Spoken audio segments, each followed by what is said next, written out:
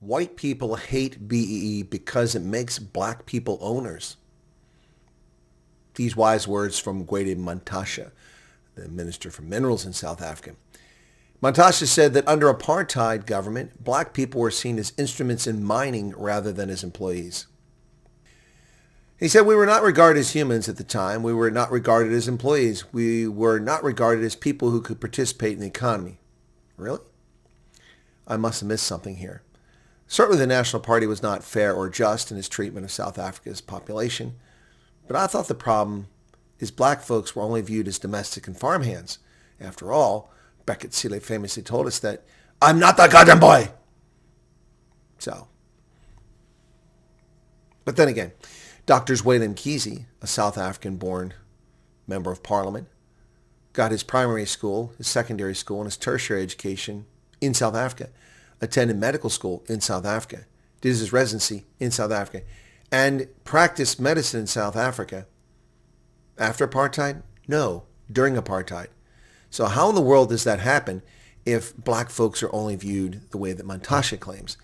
Yes, black people in South Africa were treated abysmally by the apartheid regime, but that wasn't universal, and plenty of people became barristers. Nelson Mandela himself was a lawyer. How was that possible? Gwede Mantasha embellishes to make a point that has no bearing on the topic at hand. He says that BE has opened up the space for innovative black South Africans to be owners in the mining sector. Innovative? Now that must be the crowd who went to school before Angie Motshekga destroyed education standards in South Africa. Who are these innovative black South Africans, and why have they allowed the mining industry to ossify and collapse?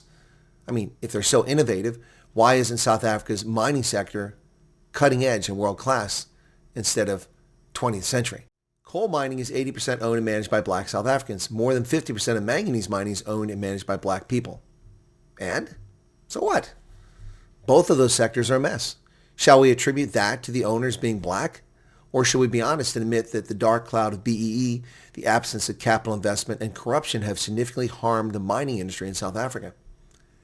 Anyone who opens a debate about BE today is promoting white supremacy. Excuse me.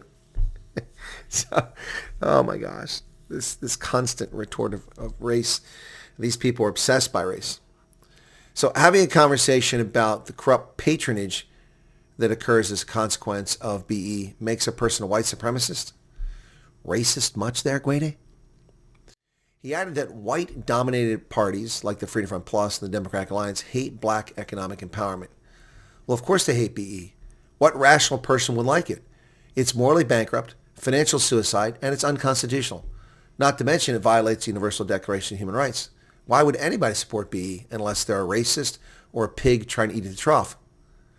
And oh, by the way, the Democratic Alliance is not a white-dominated party. We've been through these numbers. That's just one aspect of their support. More coloreds and blacks support the DA than whites do. He said that black economic empowerment enabled black people to become owners, executives, and managers at South African companies. You see, Mantasha confuses opportunity with unwarranted advantage. Yes, it unfairly gives black South Africans access regardless of whether they possess skills or have earned anything. That which is given can be taken.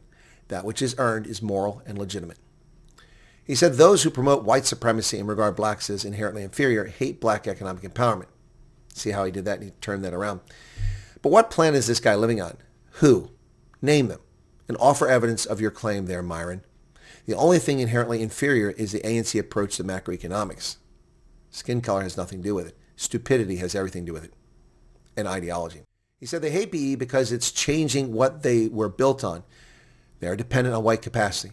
Actually, the collapse of Eskom, Transnet, South African Airways, the infrastructure, and governance would seem to indicate that it is the ANC that is dependent on white capacity, without which it fails epically. After all, by eliminating white faces from governance and from these corporations, they have all collapsed. Cause and effect? Maybe, maybe not.